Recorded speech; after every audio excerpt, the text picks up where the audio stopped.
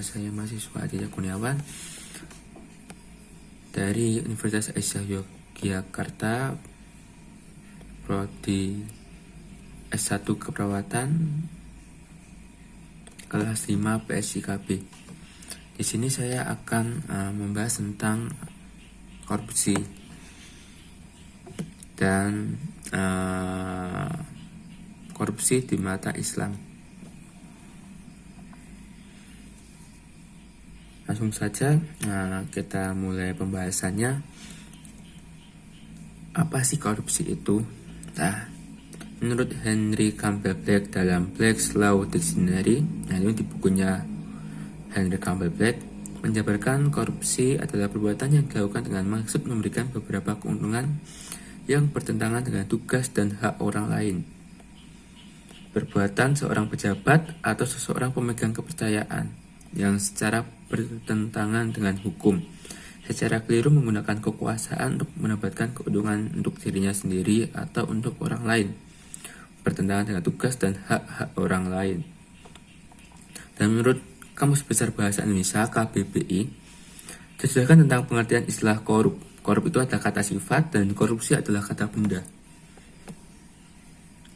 Korup adalah buruk, rusak, busuk.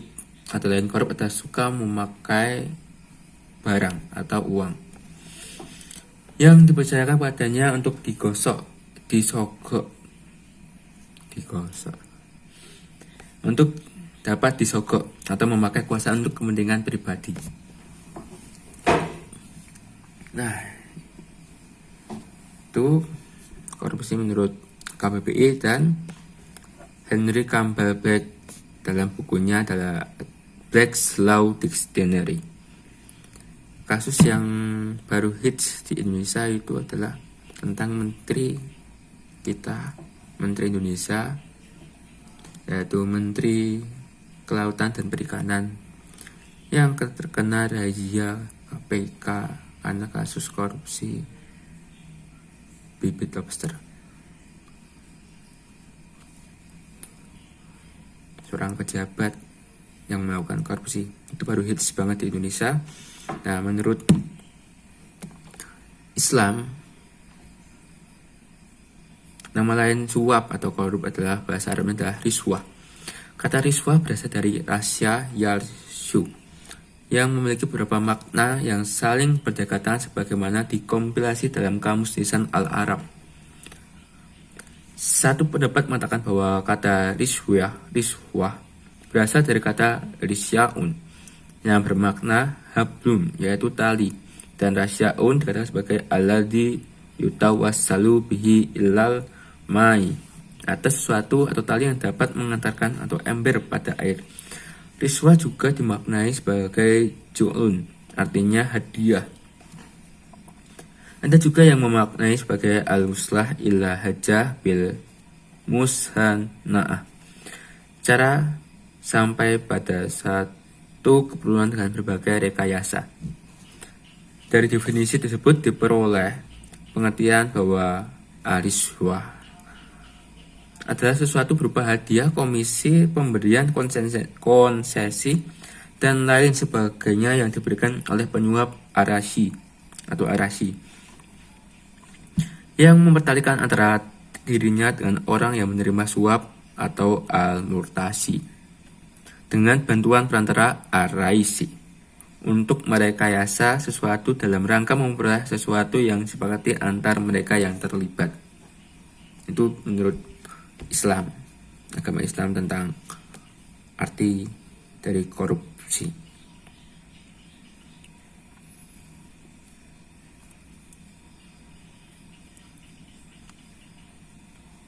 Nah, di sini juga saya baca di Kompas, apa sih penyebab korupsi?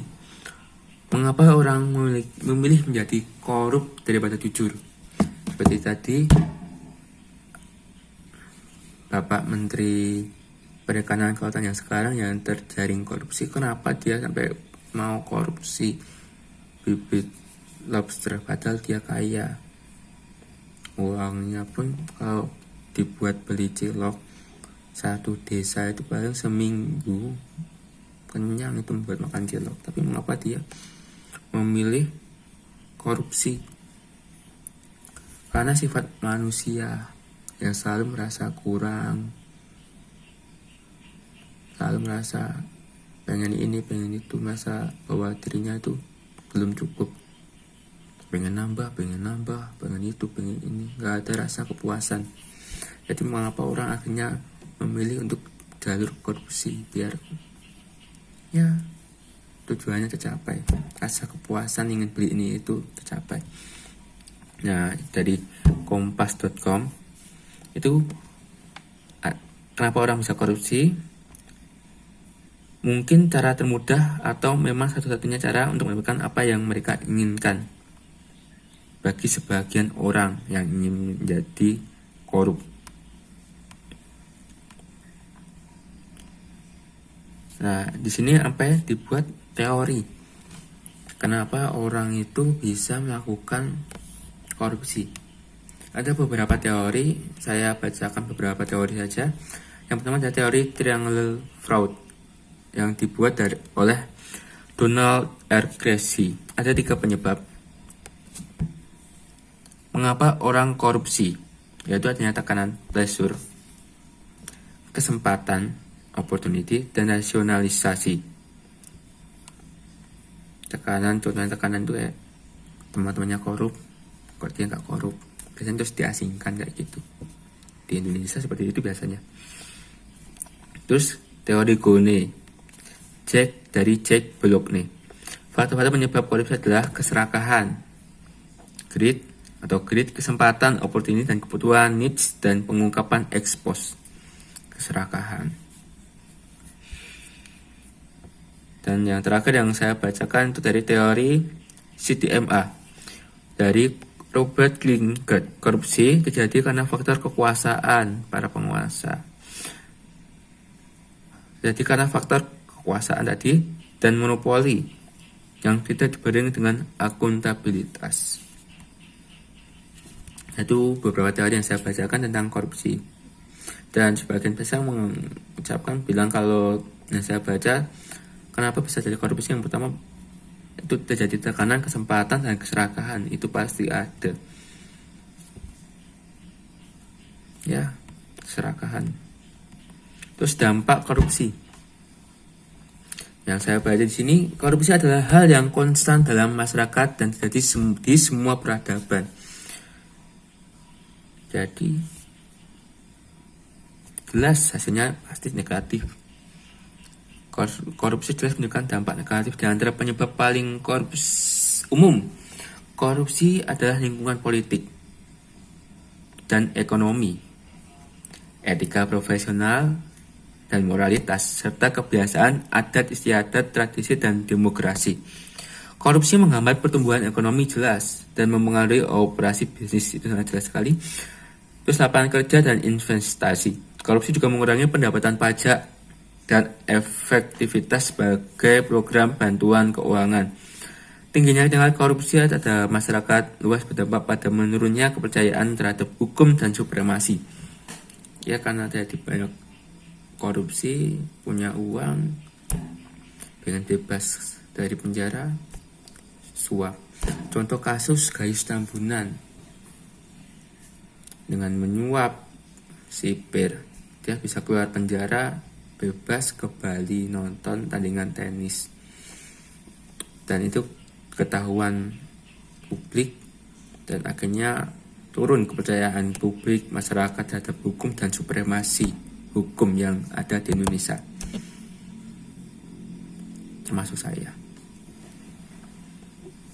Yuk lanjut, pendidikan dan akibat kualitas hidup seperti akses dan infrastruktur hingga perawatan kesehatan. Itu dampak dari korupsi. Terus secara ringkas itu antara lain yang dampak masif korupsi dapat dijelaskan dalam berbagai bintang, antara lain dampak ekonomi, dampak sosial dan kemiskinan masyarakat, dampak birokrasi pemerintah, dampak politik demokrasi, dampak terhadap penegakan hukum, dampak terhadap pertahanan dan keamanan, dan terakhir dampak kerusakan lingkungan.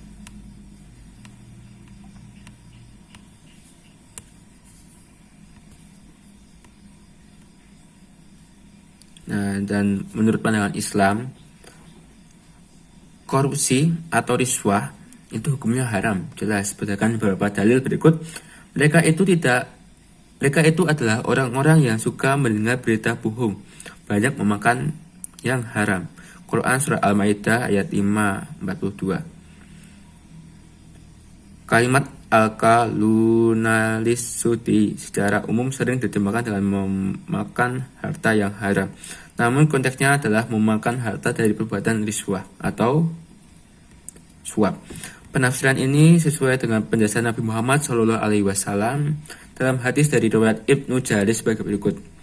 Diriwayatkan dari Umar RA dari Nabi SAW, sesungguhnya beliau bersabda, setiap daging yang tumbuh dari barang yang haram al-sud, nerakalah yang paling layak untuknya. Mereka bertanya, hai Rasulullah, apa barang haram atau as-sud itu yang dimaksud? Beliau menjawab, suap dalam perkara hukum. Hadis riwayat Ibnu Jarir. Jadi jelas dari penggalan hadis ini kita ketahui bahwa Islam jelas-jelas melarang untuk kita melakukan korupsi. Tapi kenapa Indonesia masih banyak yang korupsi? Dan kenapa Indonesia akhirnya Indonesia tidak akan maju?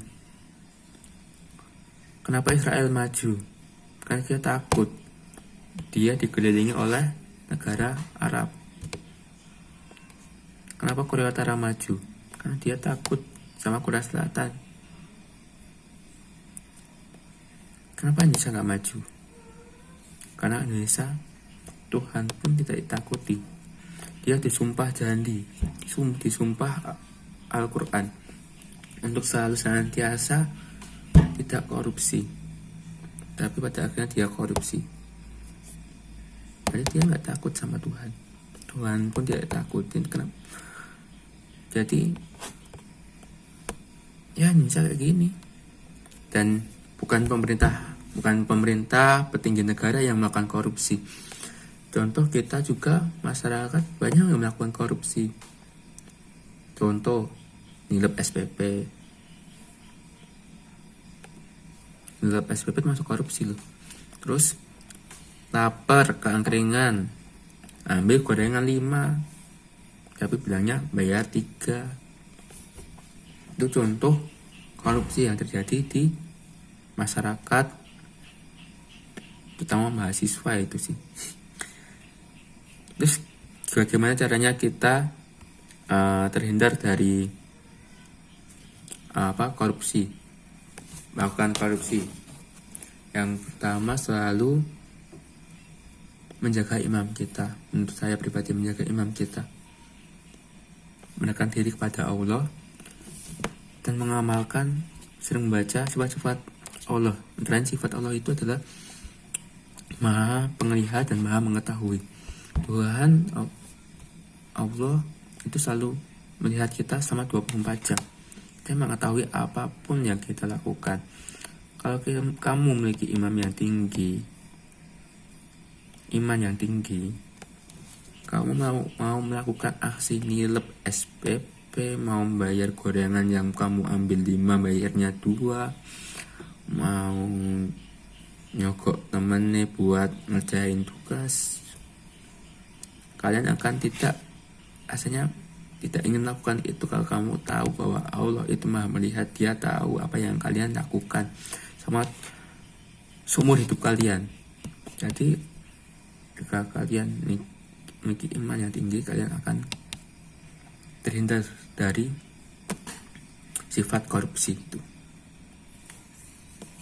Ya, itu sedikit yang sama satu lagi, pintar-pintar mau manage keuangan.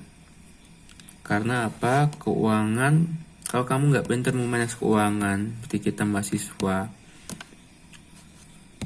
tanggal muda foya-foya beli makanan yang mahal-mahal, tanggal tua nggak punya uang, nggak bisa makan, terus orang tua ngirim uang untuk bayar SPP. Karena kamu nggak ada uang, akhirnya uang SPP kamu dilep, kamu ambil buat makan buat foya-foya lagi. Akhirnya SPP kurang. Nah, jadi kalian semua teman-teman harus bisa memanage keuangan. Itu saran dari saya. Jika ada salah perkataan saya, mohon maaf. Semoga bermanfaat bagi teman-teman sekalian. Saya cukupkan. Wassalamualaikum warahmatullahi wabarakatuh.